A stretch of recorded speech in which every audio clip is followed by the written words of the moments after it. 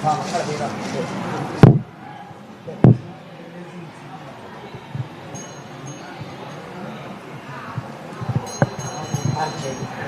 लीलाजलं ग्रहाणेदं घटदीपविराजितम् नीलाजलं ग्रहाणेदं घटदीपविराजितम् स्वप्रकाशप्रकाशात्मन् प्रकाशितदिगन्तरा कर्पूरगौरं गरुडावतारं भजगेन्द्रहारं सदा वसन्तं धनजारविन्दे भवं भवानी सहितं नमामि।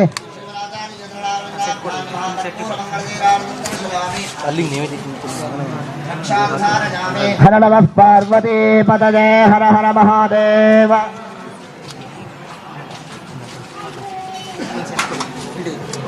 विद्यावद्धनैश्वर्यपत्रवोत्ताडसम्बरः पुष्पाञ्जलिप्रदानेन देहि मे अभिप्सिरम्बरं श्रीपराचार्यजलारविन्दाभ्यां नमः मन्त्रपुष्पं समर्पयामि। अन्यथा शरणं नास्ति त्वमेव शरणं मम तस्मात् कारुण्यभावेन रक्ष रक्ष जगद्गुरो श्रीपराचार्यजलारविन्दाभ्यां नमः प्रदक्षिणपुष्पारान् समर्पयामि।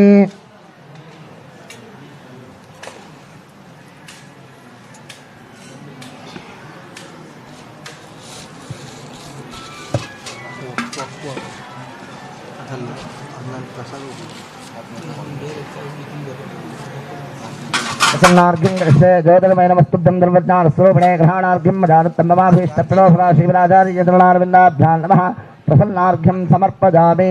प्रार्थनां करिष्ये అందరూ చెప్పండి। విద్యా వినయ సంపన్నం వీతరాగం వివేకినం వందే వేదాంత తత్వజ్ఞం విధుశేఖర భారతి శ్రీపరాచార్యజలారవిందాభ్యాం నమః మనోరథాన్ ప్రార్థయామి।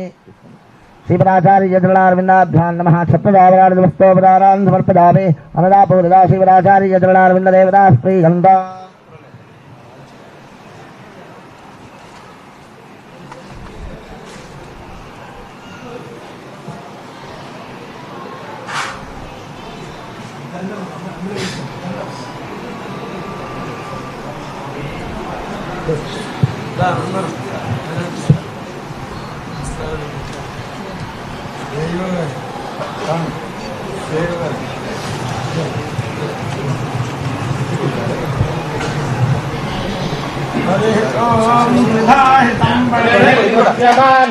देवासो घृतमन्वविन्दन् इंद्र एककोसार्य एकञ्जजानवेनानेकग्रस्वधया निष्टदक्षुः यो देवानां प्रथमं पुरस्ताद्विश्वाधयो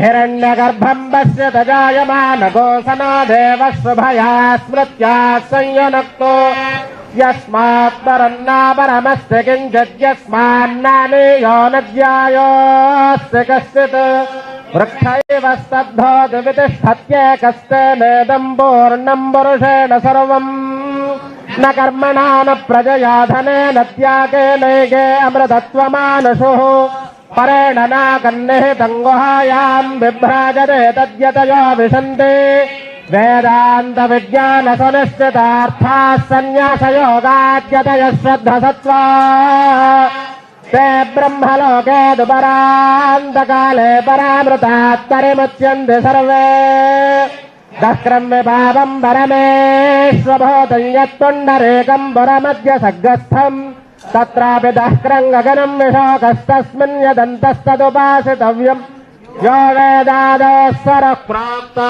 वेदान्ते प्रतिष्ठितः तस्य श्रीमत्परमहंस परिव्राजकाचार्यवर्या परवाक्य प्रमाण पारावारपारेण यमनिजमासन प्राणायाम प्रत्याहार धारणाध्यानदमाध्यष्टाङ्गयोगानुष्ठाननिष्ठ तपश्चक्रवर्ते अनाद्यविच्छिन्न श्रीरङ्गराचार्य गुरुपरम्परा प्राप्त षड्दर्शन स्थापनाचार्य सकल निगमागमसाररजा सांख्यत्रय प्रणिपादक वैदिक मार्ग प्रवर्तक सर्वानन्दस्तनन्द आदिराजधानी कर्नाटक संवाद प्रतिष्ठापनाचार्य श्रीमद्गादाधिराज गुरु भूमण्डलाचार्य ऋष्यशङ्करवराधेश्वर श्रीमद्विद्याशङ्करमानवद्वाराधक श्रीमज्जगद्गुरो श्रीमदविद्यातीर्थमहास्वामी गुरुगणकमलसञ्जाता श्रीभारते तीर्थमहास्वामिना तत्करकमलसञ्जाता श्रीमज्जगद्गुरो श्रीविधुशेखर भारती महास्वामिनाञ्च चरणारविन्दयोः साष्टाङ्गप्रणामान् समर्पयामः।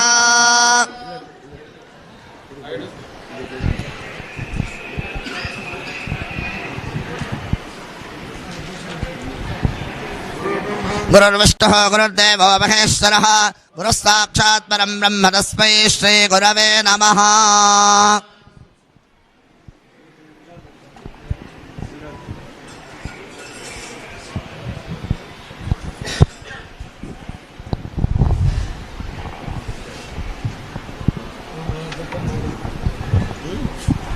కూర్చోండి.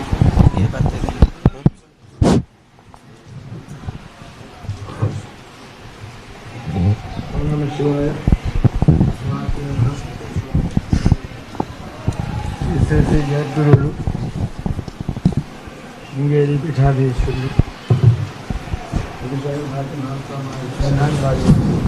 ఆగమనం మా అందరికీ కూడా చాలా చాలా సంతోషదాయకంగా ఉన్నది. ఇచ్చట దగ్గర ఉన్నటువంటి భారధార పంచధార ఎందు జగద్గురువులు ఆదిశంకరాచార్య వారి యొక్క విగ్రహము, అలాగే పరమేశ్వరి శారదాంబాదేవి యొక్క విగ్రహ ప్రతిష్ట నిమిత్తంగా శ్రీజనులని దేవస్థానం గురించి ఆహ్వానం చేయడం జరిగింది. అలాగే శ్రీజనులను వచ్చి వారి యొక్క కార్యక్రమాల చేత అక్కడ ప్రతిష్టా కార్యక్రమం అంతా కూడా చక్కగా నిర్వర్తించడం జరిగింది. ప్రతి సందర్భంలో శ్రీ మల్లికార్జున వారిని అందరినీ కూడా వారు సేవించుకున్నారు. ఇప్పుడు ఈ విషయాన్ని పురస్కరించుకుని ఈ సందర్భాన్ని అనుసరించి మా అందరి యొక్క ఆనందాన్ని కూడా శ్రీయుత కానిమల్ని అధికారి వారు తెలియపరుస్తారు.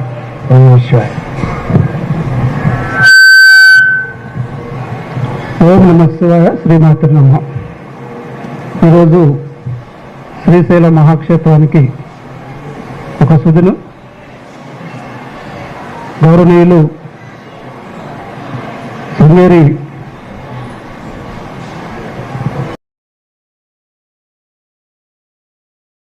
ఉత్తరాధికారి శ్రీ శ్రీ శ్రీ విజయశేఖర భారతీ స్వామి వారు శ్రీశైల క్షేత్రాన్ని సందర్శించి పాలధార పంచదార పవిత్రమైనటువంటి ప్రదేశంలో జగద్గురు ఆదిశంకరాచార్యుల వారు మరి అక్కడ తపస్సు చేసి శివానంద లహరి, సౌందర్య లహరి స్తోత్రాలు రచించి భక్తజనైన అందరికీ మరి అందించినటువంటి అలాంటి మహనీయుడు ప్రతిష్ఠించినటువంటి ఏదైతే ఆ విగ్రహం వారు, అదేవిధంగా శారదాంబ వారి విగ్రహాలు రెండు కూడా గత 2 సంవత్సరాల నాడు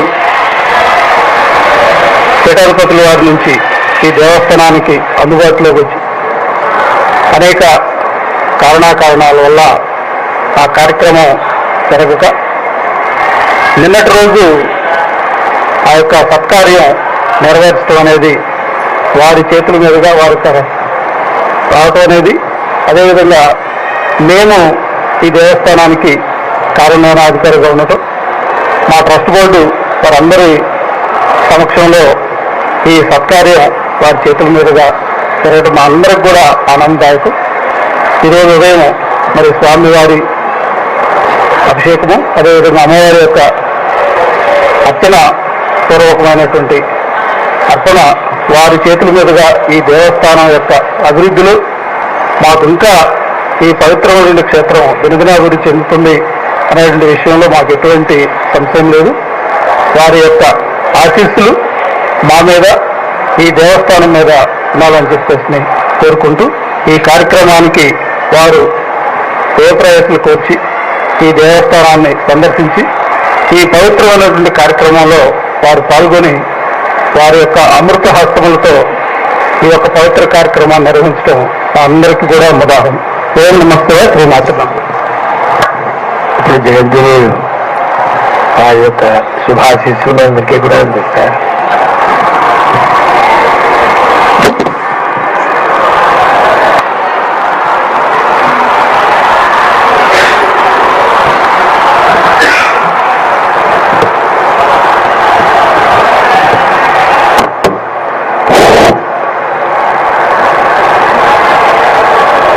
యస్యాహురాగమవిద పరిపూర్ణశక్తేరంశే కియత్యపి నివిష్టమమం ప్రపంచం తస్మై తమాలరుచిభాసురకంధరాయ నారాయణీ సహచరాయ నమః శివాయ. శృతిస్మృతిపురాణానాం ఆలయం కరుణాలయం నమామి భగవత్పాదశంకరం లోకశంకరం.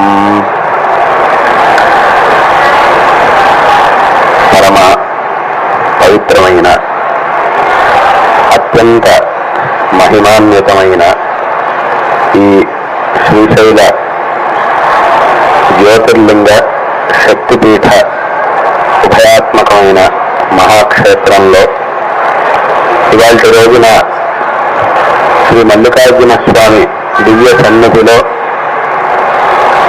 మహాభిషేకాన్ని మహాపూజను నిర్వహించి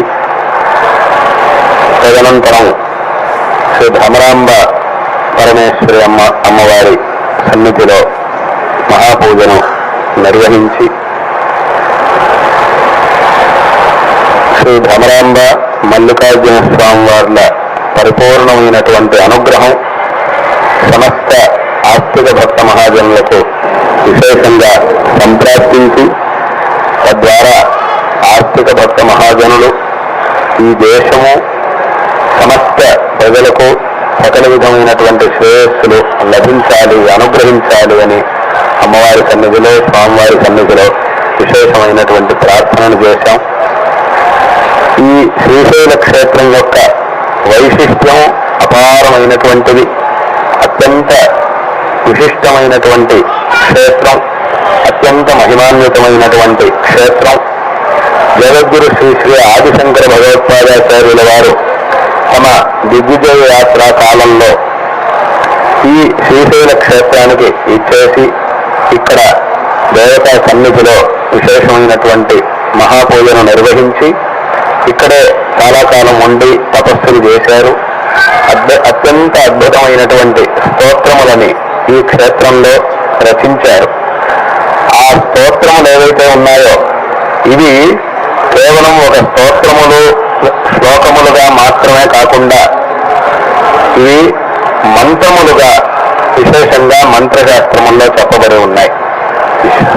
సౌందర్యలహరి స్తోత్రంలో ఉన్నటువంటి ఒక్కొక్క శ్లోకం కూడా ఒక్కొక్క మహామంత్రానికి సమానం. ఆ ఒక్కొక్క శ్లోకానికి ఒక్కొక్క ఉపాసన ఉన్నది, ఒక్కొక్క ఫలితం ఉన్నది, ఒక్కొక్క యంత్రం, ఒక్కొక్క ఉపాసన, ఇవన్నీ కూడా విశేషంగా మంత్రశాస్త్రంలో చెప్పబడి ఉన్నాయి. శివానంద లహరి స్తోత్రం అత్యంత అద్భుతమైనటువంటి స్తోత్రం.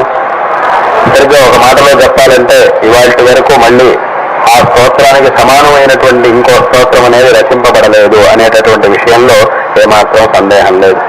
అత్యంత అద్భుతమైనటువంటి ఆ స్తోత్రములని శంకర భగవత్పాదాచార్యుల వారు ఇక్కడ ఈ పరమ పవిత్రమైనటువంటి సన్నిధిలో రచించి ఆస్తిక భక్త మహాజనులందరూ కూడా ఆ భగవద్ అనుగ్రహానికి పాత్రలు అవ్వడానికి కావాల్సినటువంటి ఒక మార్గాన్ని చూపించారు.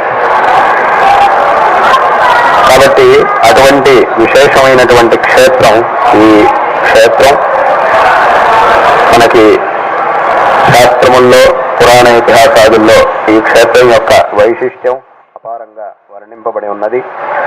ఈ క్షేత్రానికి పాదాచార్యుల వారు ధర్మ ప్రచారం కోసం, నిరంతర ప్రచారం కోసం స్థాపించాలని సంకల్పించినటువంటి చతురామ్నాయ పీఠాల్లో ఈ దక్షిణ దిక్కు యొక్క ఆమ్నాయ పీఠంగా దక్షిణామ్నాయ శృంగేరి శారదా పీఠాన్ని ఏ క్షేత్రంలో అయితే స్థాపించారో ఆ శృంగేరి క్షేత్రానికి, ఈ మల్లికార్జున స్వామి క్షేత్రానికి, ఈ శ్రీశైల క్షేత్రానికి ఆరంభం నుంచి కూడా ఒక విశేషమైనటువంటి సంబంధం ఉన్నది. అటువంటి ఈ సంబంధం ప్రాచీన కాలం నుంచి శంకరాచార్యుల వారు తదనంతర కాలంలోనూ కూడా విశేషంగా ఈ పీఠాన్ని అలంకరించినటువంటి ప్రతివరేణ్యులు జగద్గురు అందరూ కూడా తమ యొక్క యాత్రా కాలంలో ఒకసారైనా ఇక్కడ శ్రీశైల క్షేత్రానికి వచ్చి ఇక్కడ స్వామి సన్నిధిలో మహాపూజను నిర్వహించడం అనేది ప్రాచీన కాలం నుంచి వస్తూ ఉన్నటువంటి సంప్రదాయం. ఆ సంప్రదాయానుసారంగా ఈ పీఠం యొక్క జగద్గురువులందరూ కూడా దాదాపుగా ఇక్కడికి విచ్చేసి పలుమార్లు ఇక్కడికి విచ్చేసి స్వామి సన్నిధిలో మహాపూజను నిర్వహించారు. మా గురువరేణ్యులు ప్రస్తుతం ఈ పీఠం యొక్క 36వ అధిపతులుగా ఉన్నటువంటి వారు జగద్గురు శ్రీ శ్రీ భారతీ తీర్థ మహాస్వామి వారు అనేక పర్యాయములు ఇక్కడికి విచ్చేశారు. మా పరమ గురువులు జగద్గురు శ్రీ శ్రీ అభినవ విద్యాతీర్థ మహాస్వామి వారు కూడా ఎన్నో పర్యాయములు ఇక్కడికి విచ్చేశారు. మేము మా గురువరేణ్యుల యొక్క ఆజ్ఞానుసారంగా ఇంతకుముందు దాదాపుగా 7-8 సంవత్సరాల పూర్వం 2018 సంవత్సరంలో ఇక్కడికి రావడం జరిగింది. తదనంతరం మళ్ళీ ఈ సందర్భంలో ఈ సంవత్సరం ఇక్కడికి వచ్చేటటువంటి ఆ సదవకాశం అనేది లభించింది. నిన్నటి రోజున విశేషంగా మన పాలధార పంచదార ఎక్కడైతే శంకరులు ఆ స్తోత్రాన్ని రచించారో తపస్సు చేసి ఉన్నారో అటువంటి ఆ పరమ పవిత్రమైనటువంటి ప్రదేశం ఏదైతే ఉందో అక్కడ శ్రీ శారదాంబ మరియు శంకర భగవత్పాదాచార్యుల వారి మూర్తులని పునః కొత్త నూతన మూర్తులని నూతన మందిరంలో ప్రతిష్టాపన చేయడం అనేది జరిగింది.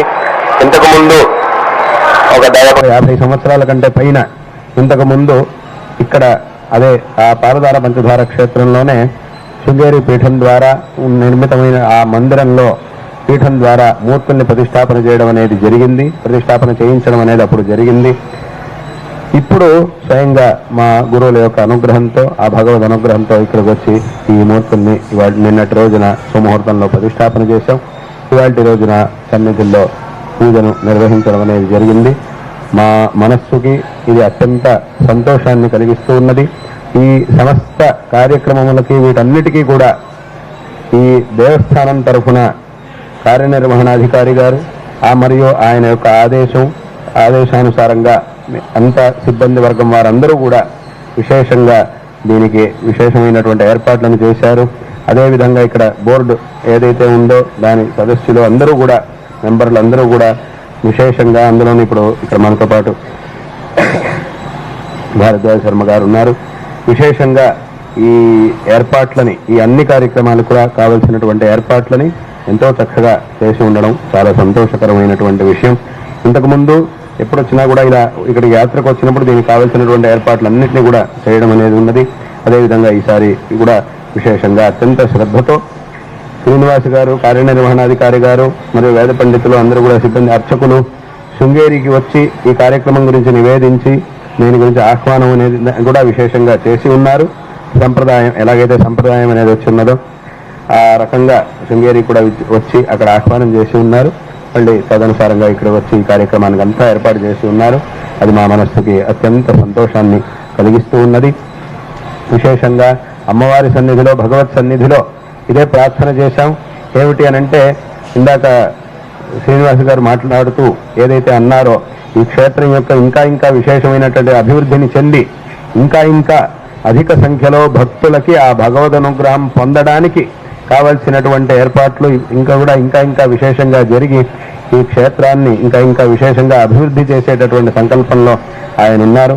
ఆ సంకల్పమే చక్కగా దిగ్విజయంగా నెరవేరాలి అని అమ్మవారి సన్నిధిలో భగవత్ సన్నిధిలో ప్రార్థన చేయడం అనేది జరిగింది.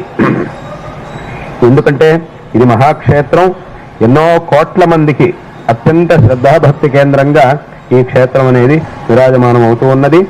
మనం గనక చూస్తే ఎన్నెన్నో వందల కిలోమీటర్ల దూరం నుంచి పాదయాత్రలు చేస్తూ అది ఇవాళకి కూడా ఎందుకు ఇప్పుడంతా సౌకర్యాలు ఉన్నాయి కదా హాయిగా మనం కూడా ఏదో ఏర్పాట్లో సౌకర్యంగా హాయిగా వెళ్ళిపోవచ్చు కదా అని అనుకోకుండా శ్రీశైలానికంటే పాదయాత్ర చేసుకుని వెళ్ళాలి, అది వెనకటి నుంచి వచ్చినటువంటి సంప్రదాయం అనేటటువంటి ఆ శ్రద్ధతో ఇవాళకి కూడా ఎన్నో కోట్ల మంది లక్షల మంది కోట్ల మంది పాదయాత్ర చేస్తూ రావడాన్ని మనం చూస్తూ ఉన్నాం.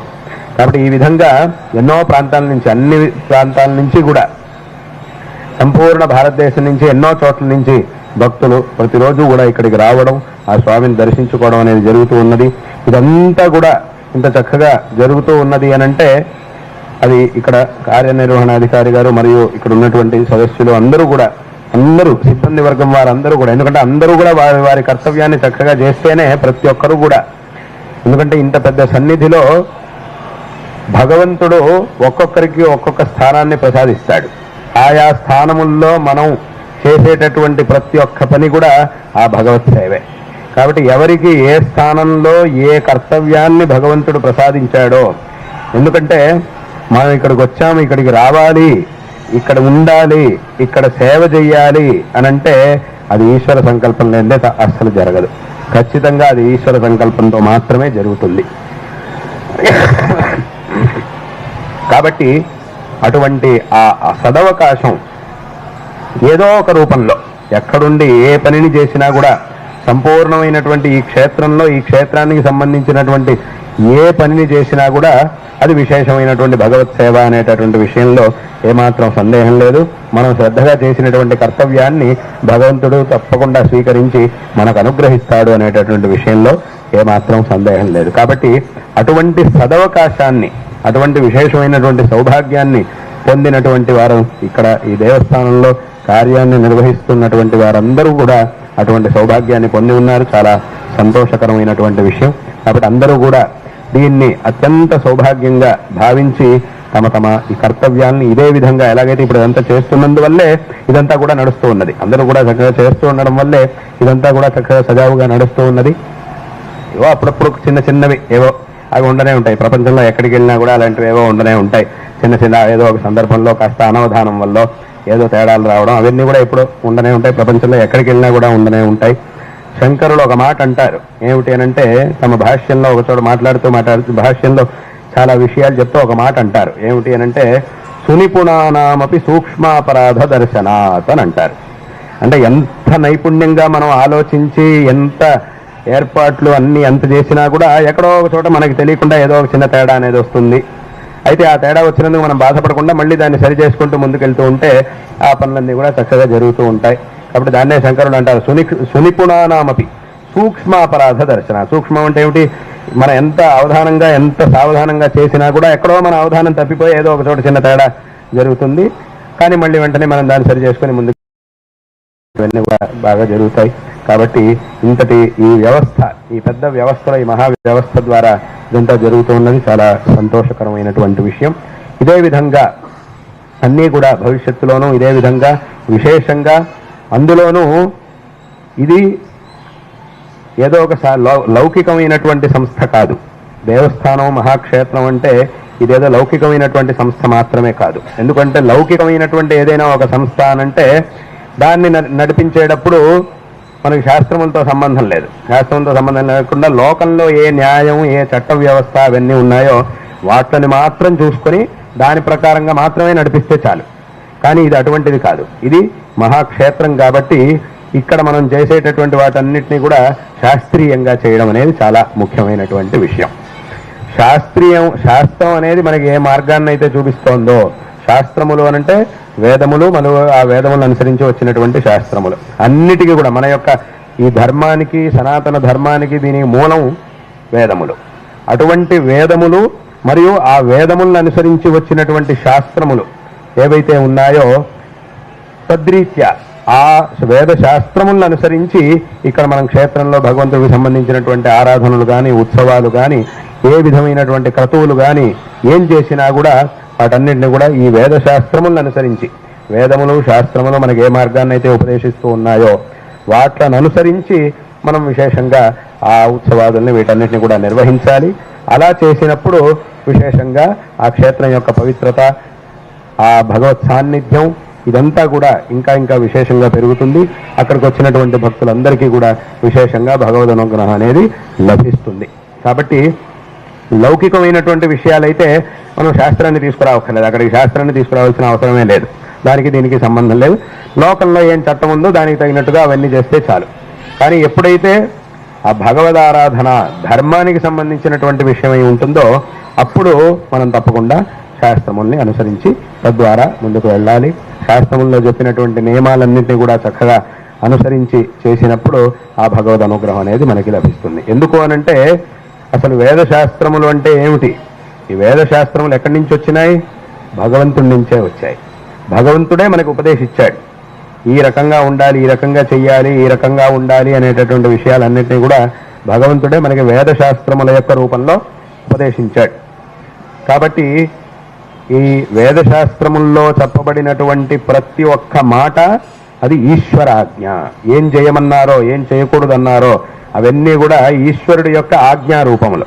అందుకే మనం శాస్త్రనామం, లలితామ్మవారి శాస్త్రనామం చెప్పేటప్పుడు నిజాజ్ఞారూప నిగమ పుణ్యాపుణ్య ఫలప్రద అనేటటువంటి నామం చెప్తాం. దీని అర్థం ఏమిటి? నిజాజ్ఞారూప నిగమ అంటే నిగమములు అంటే వేదములు, వేదములు మరియు ఆ వేదములు అనుసరించి వచ్చినటువంటి శాస్త్రములు. ఇవన్నీ కూడా నిజాజ్ఞ అంటే అమ్మవారి యొక్క ఆజ్ఞారూపములు. అంటే అమ్మవారే వీటి ద్వారా మనకి ఈ విషయాలన్నింటినీ కూడా ఆదేశిస్తూ ఉన్నది. అదేవిధంగా శృతి స్మృతి మమైవాజ్ఞే అని ఒక చోట స్వయంగా భగవంతుడే ఈ మాటను ఉపదేశిస్తూ ఉన్నాడు. ఈ శృతులు స్మృతులు ఇవన్నీ కూడా నా యొక్క ఆజ్ఞారూపములు. కాబట్టి ఇక్కడ చెప్పినటువంటి వాటిని అదే విధంగా అనుసరిస్తే అప్పుడు నేను వారిని అనుగ్రహిస్తాను. లేదు అనుసరించలేదు, వీటిని కనుక ఉల్లంఘిస్తే వాళ్ళు నా యొక్క ఆగ్రహానికి పాత్రులవుతారు. నా యొక్క అనుసరిస్తే నా అనుగ్రహానికి పాత్రులవుతారు, ఉల్లంఘిస్తే నా యొక్క ఆగ్రహానికి పాత్రులవుతారు. ఎలాగైతే ఒక రాజ్యానికి అధిపతిగా ఉన్నటువంటి మహారాజు ఏర్పరిచినటువంటి చట్టం ఏదైతే ఉంటుందో దాన్ని అనుసరించి ఆ రాజ్యంలో ఉన్నటువంటి ప్రజలందరూ కూడా చక్కగా నడుచుకుంటూ ఉంటే ఆ రాజ్యము సుభిక్షంగా ఉంటుంది, అక్కడ ఉండేటటువంటి ప్రజలందరూ కూడా సుఖశాంతులతో ఉండగలుగుతారు. అదే ఆ నియమాలన్నింటినీ, ఆ చట్టాన్ని ఉల్లంఘించినప్పుడు ఏమవుతుంది అంటే ఆ మహారాజు యొక్క ఆగ్రహానికి గురవ్వాల్సి వస్తుంది, దానికి తగినటువంటి శిక్షని మనం పొందవలసి వస్తుంది, ఆ ప్రజలు పొందవలసి వస్తుంది. అప్పుడు ఆ రాజ్యం కూడా అవ్యవస్థితం అయిపోతుంది, అక్కడెవరూ కూడా సుఖశాంతులతో ఉండడం అనేది కుదరదు. అదేవిధంగా ఈ సమస్త ప్రపంచం అనేది ఒక రాజ్యం. ఈ సమస్త ప్రపంచానికి మరి రాజెవరు అనంటే పరమాత్మ, ఆ భగవంతుడు. ఆ భగవంతుడు మనకు ఉపదేశించినటువంటి ఆ చట్టం అనేది ఏదైతే ఉందో అదే వేదములు మరియు శాస్త్రములు. కాబట్టి ఈ ప్రపంచం అంటే ఈ రాజ్యం అంటే ఈ ప్రపంచాంతర్గతమైనటువంటి ప్రజలైన మనందరికీ కూడా ఆ భగవంతుడు వేదశాస్త్రముల్లో చేయవలసినటువంటి కర్తవ్యాల్ని, నిషిద్ధాల్ని అన్నింటినీ కూడా ఉపదేశించాడు. ఏం చెయ్యాలి, ఏం చేయకూడదు. వీటిని చేయడం ద్వారా ఏమవుతుంది అనంటే మనం ఈ సాంసారికమైనటువంటి దుఃఖములన్నిటి నుంచి శ్రేయస్సు వైపుకి మనం ప్రయాణం చేయగలుగుతాం. శ్రేయస్సు వైపుకి మనం ప్రయాణించాలి అనంటే ఆ భగవంతుడు చూపించినటువంటి మార్గంలో మనం వెళ్ళాలి. ఎలాగైతే చిన్నపిల్లలకి ఏది మంచి ఏది చెడు అని తెలియదు, వాళ్ళని సరైనటువంటి మార్గంలో నడిపించి వాళ్ళని చక్కగా ప్రయోజకుల్ని చేసి వాళ్ళ జీవితంలో చక్కగా సుఖంగా ఉండడానికి కావాల్సినటువంటి జ్ఞానాన్ని అంటే వాళ్ళని ఆ మార్గంలో నడిపించే కార్యాన్ని ఎవరు చేస్తారు అనంటే తల్లిదండ్రులు చేస్తారు. తల్లిదండ్రులకు తెలుసు ఏది చేస్తే మంచిది, ఏది చేస్తే మన పిల్లలకి మంచిది కాదు అనేటటువంటి విషయం తల్లిదండ్రులకు తెలుసు. కాబట్టి తల్లిదండ్రులు ఏం చేస్తారు అనంటే పిల్లలకి సరైనటువంటి మార్గాన్ని చూపిస్తారు. ఆ మార్గాన్ని చూపించడం ద్వారా పిల్లలకి జ్ఞానాన్ని కలుగజేసి వాళ్ళు జీవితంలో పరిపూర్ణమైనటువంటి శ్రేయస్సు వైపుకి అంటే సుఖంగా ఉండడానికి కావాల్సినటువంటి దారిలో ప్రయాణించేట్టుగా తల్లిదండ్రులు చేస్తారు. మరి ఈ సమస్త ప్రపంచానికి తల్లిదండ్రులు ఎవరు అనంటే పార్వతీ పరమేశ్వరం. మనం ప్రసిద్ధంగా మనం చెప్తాం జగతఃపితరౌ వందే పార్వతీ పరమేశ్వరౌ అని మనం అంటున్నాం. కాబట్టి ఆ సమస్త జగత్తుకి తల్లిదండ్రులు ఎవరు అంటే పార్వతీ పరమేశ్వరుడు, ఆ భ్రమరాంబ అమ్మవారు, మల్లికార్జున స్వామి వారు.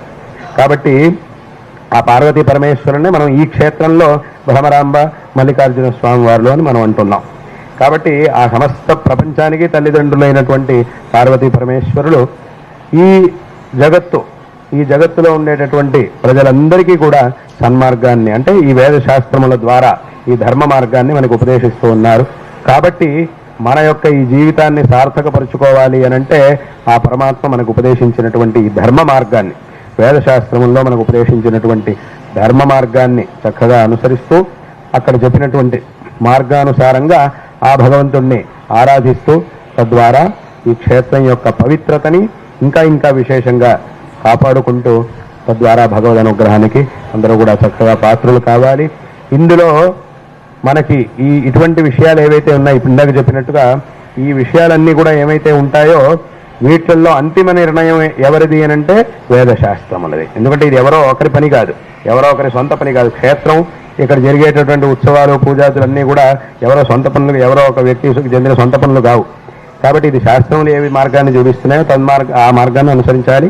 కాబట్టి అదేవిధంగా ఎలాగైతే ఇప్పుడు అనుసరిస్తున్నారో అదేవిధంగా దీన్ని ఇదే విధమైనటువంటి శ్రద్ధతో నిరంతరం ఈ మార్గాన్ని అనుసరించి తద్వారా ఆ భగవద్ ఆరాధన చేసి తద్వారా అందరూ కూడా భగవద్ అనుగ్రహానికి పాత్రలు కావాలి అనేటటువంటి విషయాన్ని ఈ సందర్భంలో అందరికీ కూడా తెలియజేస్తూ, అందరికీ మా యొక్క నారాయణ స్మరణ పూర్వకమైనటువంటి ఆశీర్వాదాలని తెలియజేస్తూ ఉన్నాం. అదేవిధంగా ఇక్కడికి వచ్చేటటువంటి భక్తులు కూడా, ఎందుకంటే ఇప్పటి కాలంలో చాలా చోట్ల మనం చూస్తూ ఉంటాం. ఏమిటి అనంటే భక్తులు చాలామంది ఎంతో శ్రద్ధతో క్షేత్రానికి వచ్చేటటువంటి వాళ్ళు ఉన్నారు. అదేవిధంగా ఏదో విహారయాత్ర అనుకుని ఆ భక్తి భావన అనేది లేకుండా ఏదో ఊరికి క్షేత్రానికి వెళ్ళడం అంటే ఏదో విహారయాత్రగా వెళ్ళినట్టు క్షేత్రాలకు వెళ్ళడం. విహారయాత్రకు వెళ్ళడం వేరు, క్షేత్ర దర్శనం చేయడం అనేది వేరు, రెండూ ఒకటి కాదు. కాబట్టి దాన్ని కూడా భక్తులందరూ కూడా చక్కగా తెలుసుకొని ఈ క్షేత్రం యొక్క గొప్పతనాన్ని, మనం ఎక్కడికి వెళ్తున్నాం, ఏ క్షేత్రానికి వెళ్తున్నాం, దాని యొక్క గొప్పతనం ఏమిటి అనే దాన్ని చక్కగా తెలుసుకొని, ఆ పవిత్రత ఏమిటి, దాని యొక్క మహిమ ఏమిటి అనే దాన్ని చక్కగా తెలుసుకొని వచ్చేటటువంటి భక్తులు కూడా ఇక్కడికి సంబంధించినటువంటి నియమాలన్నింటినీ కూడా, ఒక క్షేత్రానికి వెళ్ళినప్పుడు అక్కడ ఎన్నో నియమాలు ఉంటాయి. ఆ నియమాల్ని, అక్కడ ఉన్నటువంటి ఏర్పాట్లన్నింటినీ కూడా చక్కగా గౌరవిస్తూ భక్తులందరూ కూడా క్షేత్రానికి వచ్చి తమ వల్ల ఈ క్షేత్రానికి ఏ విధమైనటువంటి, ఈ క్షేత్రం యొక్క పవిత్రతకి ఏ విధమైనటువంటి భంగం కలగకుండా ఉండేట్టుగా చూసుకోవాల్సినటువంటి కర్తవ్యం భక్తులందరిది కూడా. ఎందుకంటే ఎంతో కష్టపడి ఎంతెంతో దూర ప్రాంతాల నుంచి ఇంత దూరం వచ్చి మళ్ళీ ఇక్కడ మనం ఏ క్షేత్రంలో ఏవైతే చేయకూడదో అటువంటివి కనుక చేస్తే తద్వారా ఏమవుతుంది అంటే ఇంకా పాపం ఎక్కువ అవుతుంది. ఇదే పనిని బయట ఎక్కడైనా చేస్తే అంత పాపం, ఏదో కాస్త పాపం వస్తుంది. ఆ చేయకూడని పని క్షేత్రానికి వచ్చి చేస్తే ఆ పాపం ఇంకా ఎక్కువ అవుతుంది. కాబట్టి భక్తులందరూ కూడా, భక్తులు విశేషంగా దీన్ని చక్కగా తెలుసుకొని, క్షేత్రం యొక్క మహిమని చక్కగా తెలుసుకొని ఇక్కడికి వచ్చి ఆ భగవద్ అనుగ్రహానికి పాత్రలు కావాలి. అదేవిధంగా క్షేత్రం నుంచి కూడా భక్తులకు కావాల్సినటువంటి ఏర్పాట్లను ఇదే విధంగా విశేషంగా చేయించాలి. అదేవిధంగా క్షేత్రం యొక్క మహిమ, ఈ క్షేత్రం యొక్క గొప్పతనం ఇది ఇంకా అందరికీ కూడా విశేషంగా తెలిసేట్టుగా ప్రతి ఊరికి, ప్రతి గ్రామానికి, ప్రతి ఇంటికి కూడా ఈ క్షేత్రం యొక్క గొప్పతనం, మన యొక్క పరంపర యొక్క గొప్పతనం, మనం ఆరాధించేటటువంటి ఆ పరమాత్మ యొక్క గొప్పతనం, ఇవన్నీ కూడా అందరికీ కూడా తెలిసేట్టుగా ఆ వ్యవస్థలు కూడా విశేషంగా జరిగి ఈ క్షేత్రముల ద్వారా మన యొక్క, ఎందుకంటే ఈ క్షేత్రములు అనేటటువంటివి ఏవైతే ఉన్నాయో ఇవి మన యొక్క ధర్మం, మన యొక్క సనాతన ధర్మం యొక్క మూలమైనటువంటి శక్తి కేంద్రాలు. కాబట్టి ఇక్కడ ఎంత దృఢంగా, ఎంత చక్కగా ఈ వ్యవస్థలన్నీ ఉంటాయో అంత దృఢంగా మన యొక్క ధర్మం అనేది నిలబడుతుంది. మన యొక్క ధర్మం అనేది ఎంత దృఢంగా నిలబడుతుందో ఈ ప్రపంచంలో అంత శ్రేయస్సు అనేది ఈ ప్రపంచానికి లభిస్తుంది. ఎందుకు అనంటే ఈ ధర్మం అనేది ప్రపంచానికి ఆధారం. చాలామంది అడుగుతుంటారు, ఏమిటి ధర్మం అంటే, ధర్మం ప్రపంచానికి ఆధారం అంటే ఏమిటి, ఆధారం ఎలాగా? ఇప్పుడు లోకంలో ఆధారం అంటే దాని అర్థం ఏమిటి? ఈ ఆధారం అనే పదాన్ని మనం ఎక్కడ ప్రయోగిస్తాం? ఒక వస్తువు కింద ఉంది, దాని మీద ఇంకో వస్తువు ఉన్నప్పుడు ఆ పైన ఉన్నటువంటి వస్తువుకి కింద ఉన్నటువంటి వస్తువు ఆధారం అని అంటాం. ఇలా మనం వ్యవహరిస్తూ ఉంటాం, ఎక్కువగా వ్యవహరించేది అలాగా. మరి ఈ ధర్మం అనేది ప్రపంచానికి ఆధారం అంటే మరి దాని అర్థం ఏమిటి అంటే, ధర్మం అని ఒక వస్తువు ఉంది, దాని మీద ఈ ప్రపంచం అనేది ఉంది, దీన్ని అది మోస్తోంది అని అర్థమా? ఏమిటి దీనికి అర్థం అని కొంతమంది అడుగుతూ ఉంటారు. కానీ ఇక్కడ మనం తెలుసుకోవాల్సినటువంటి విషయం ఏంటంటే, ఇప్పుడు పైనున్నటువంటి వస్తువుకి కింద వస్తువు ఆధారం అనేటటువంటి అర్థంలోనూ మనం ఆధారం అనే పదాన్ని ఉపయోగిస్తున్నాం, అందులో సందేహం లేదు, వాస్తవమే.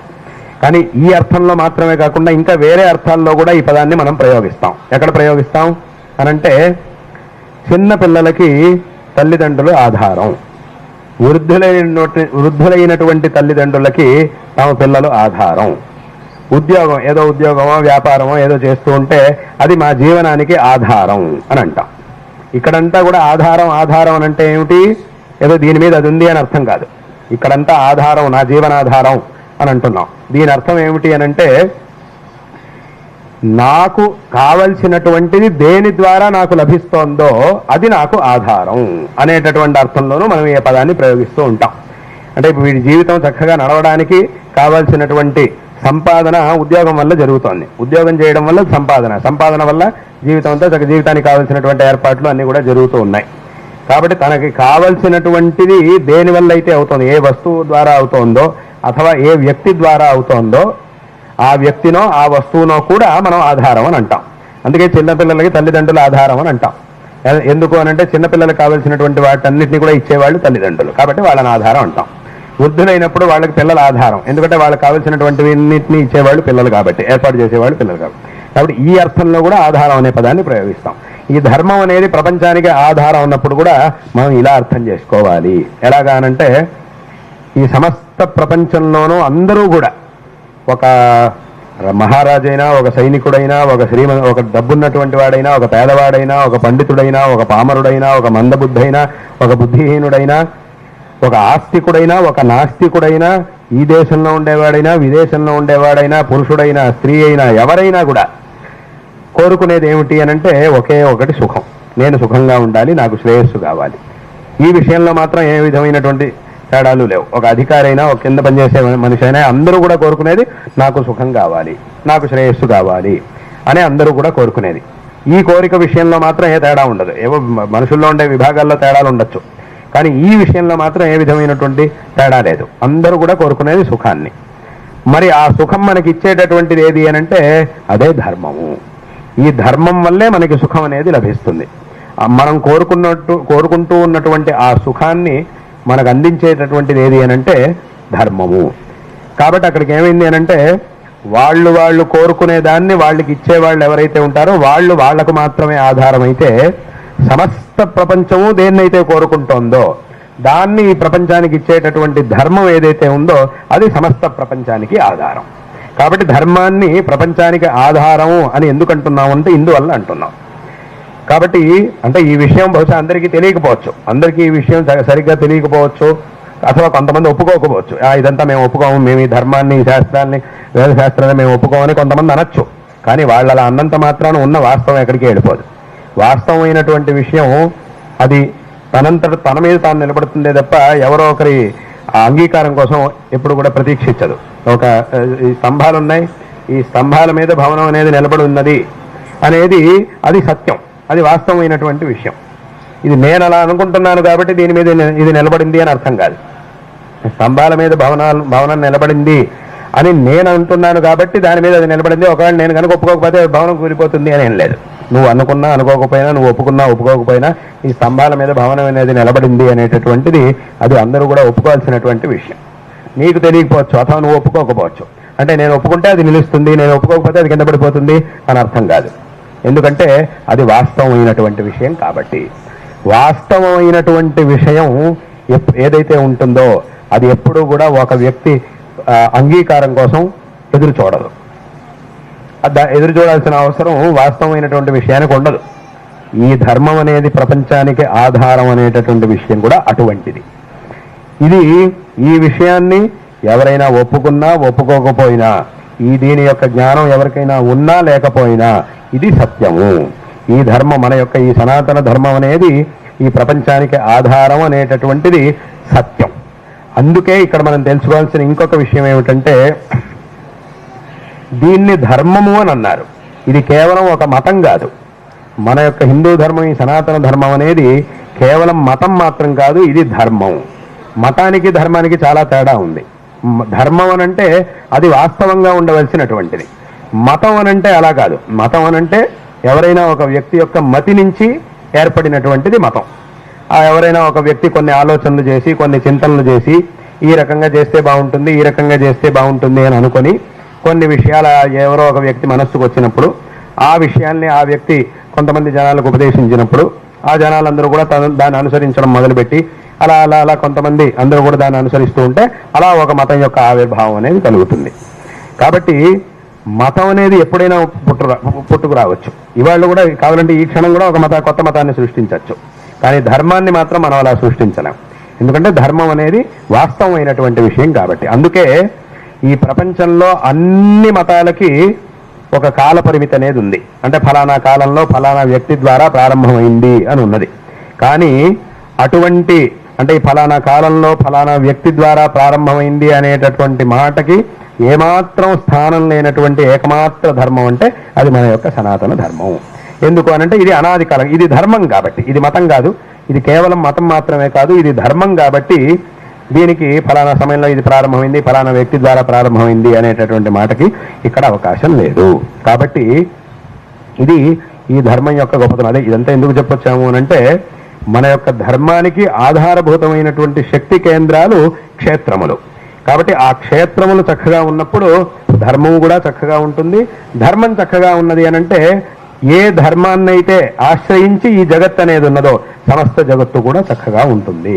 అంటే ఇక్కడ ఈ సనాతన ధర్మానికి ఏదైనా కష్టం వస్తే కేవలం ఈ ధర్మాన్ని అనుసరించేటటువంటి వాళ్ళకి మాత్రమే కాదు, సమస్త ప్రపంచంలో ఉండే వాళ్ళందరికీ కూడా కష్టాలు వస్తాయి. దీన్ని ఒప్పుకున్నా ఒప్పుకోకపోయినా అందరికీ, అంటే ఇప్పుడు ఉదాహరణకి ఇందాక చెప్పినట్టుగా ఒక భవనానికి ఆధారంగా ఉన్నటువంటి స్తంభాన్ని కనుక మనం కూల్చేస్తే ఆ భవనంలో ఉండే వాళ్ళందరికీ ఇబ్బంది కలుగుతుంది. కొంతమందికి దీని యొక్క జ్ఞానం ఉన్నా లేకపోయినా, అథవా ఆ పైన ఉన్నటువంటి వాళ్ళల్లో, ఆ భవనంలో ఎవరైతే ఉన్నారో వాళ్ళల్లో ఎవరైతే ఈ భవనానికి స్తంభాలు ఆధారం అనేటటువంటి విషయాన్ని ఎవరైతే ఒప్పుకుంటారో వాళ్ళకి మాత్రమే ఇబ్బంది, ఎవరైతే ఒప్పుకోరో వాళ్ళకేం ఇబ్బంది లేదు అని ఏం లేదు. ఆ స్తంభాన్ని కనుక కూల్చేస్తే ఈ విషయాన్ని ఒప్పుకున్న వాళ్ళైనా ఒప్పుకోని వాళ్ళైనా, తెలిసిన వాళ్ళైనా తెలుసుకోని వాళ్ళైనా అందరికీ కూడా దాని ద్వారా అనర్థం అనేది కలుగుతుంది. అదేవిధంగా ఈ ధర్మం అంతే. కాబట్టి ఈ ధర్మం అనేది ప్రపంచానికి ఆధారం కాబట్టి దీనికి ఏదైనా ఇబ్బంది అయింది అని అంటే అది సమస్త ప్రపంచానికి ఇబ్బంది అవుతుంది. ఇది చక్కగా ఉంది అని అంటే సమస్త ప్రపంచం అందరూ కూడా, సమస్త మానవాళి, సమస్త ప్రాణుగణం అన్నీ కూడా చక్కగా ఉంటాయి. కాబట్టి అటువంటి గొప్ప ధర్మం మన యొక్క ఈ సనాతన వైదిక ధర్మం. కాబట్టి ఈ క్షేత్రంలో ఉంటూ ఇక్కడ భగవత్ సేవను చేసేటటువంటి అవకాశాన్ని మీరందరూ కూడా పొంది ఉండడం అనేది చాలా సంతోషకరమైనటువంటి విషయం. ఇటువంటి ఈ అవకాశాన్ని చక్కగా ఇదే విధంగా సార్థకపరుచుకుంటూ ఈ క్షేత్రంలో ఆ ఈశ్వరుడు మనకి ఏ కర్తవ్యాన్ని అయితే ఇచ్చాడో ఆ కర్తవ్యాన్ని ఇదే విధంగా చక్కగా నిర్వహిస్తూ ఆ భగవద్ అనుగ్రహానికి పాత్రలు అవ్వాలి అనేటటువంటి విషయాన్ని మరొక మారు అందరికీ కూడా తెలియజేస్తూ మీ అందరికీ కూడా నారాయణ స్మరణపూర్వకంగా ఆశీర్వాదాన్ని తెలియజేస్తూ ఉన్నాం. శారదా చంద్రమౌళీశ్వరుల యొక్క, అదేవిధంగా మా పరమ పూజ్య గురువరేణ్యులు జగద్గురు శ్రీ శ్రీ భారతీ తీర్థ మహాస్వామి వారి యొక్క పరిపూర్ణమైనటువంటి అనుగ్రహం మీ అందరి యందు సదాకాలం ఉండుగాక. ఈ పనులన్నింటినీ కూడా చక్కగా ఇంకా ఇంకా విశేషంగా చేసేటటువంటి ఆ శక్తిని ఆ పరమాత్మ మీ అందరికీ కూడా విశేషంగా ప్రసాదించుగాక అని ఈ సందర్భంలో మా యొక్క నారాయణ స్మరణపూర్వకమైన ఆశీర్వాదాన్ని అందరికీ కూడా తెలియజేస్తూ ఉన్నాం. విశేషంగా కార్యనిర్వహణాధికారి గారు శ్రీనివాస్ గారు, ఆయన ఎంతో శ్రద్ధతో, చాలా శ్రద్ధగా మమ్మల్ని ఇక్కడికి ఆహ్వానించి విశేషంగా దీనికి కావాల్సినటువంటి ఏర్పాట్లన్నింటినీ కూడా చాలా చక్కగా చేసి ఉన్నారు. ఈ ప్రతిష్ట నిన్నటి రోజున జరిగినటువంటి ఆ ప్రతిష్టా కార్యక్రమం గురించి ఎన్నోసార్లు ఆయన సంప్రదించారు, చాలాసార్లు ఆయన సంప్రదించారు. దానికి ఎప్పుడు సమయం అని 2-3 సార్లు కూడా అడిగారు, 4-5 సార్లే అడిగారు. ఆయన చాలా శ్రద్ధగా దీనికి కావాల్సినటువంటి ఏర్పాట్లని చేయించారు. అయితే మాకున్నటువంటి ఇంకా వేరే వేరే యాత్రలు ఉత్తర భారతంలో అంతా కూడా మాకు ఎన్నో యాత్రలు ఉండడం వల్ల ఈ ప్రాంతానికి రావడం అప్పుడు కుదరలేదు. కాబట్టి ఇప్పుడు రావడం అనేది జరిగింది. కాబట్టి ఈ యాత్రలో విశేషంగా ముఖ్యంగా ఇక్కడికి రావడం, ఈ శ్రీశైల క్షేత్రానికి రావడం అనేది ఎంతో ఒక ముఖ్యమైనటువంటి కార్యం. తర్వాత ఇక్కడి నుంచి మళ్ళీ తర్వాత కాళహస్తి, తిరుపతి క్షేత్రాలకు కూడా వెళ్ళి మళ్ళీ అక్కడి నుంచి మళ్ళీ శృంగేరికి వెళ్ళడం అనేది.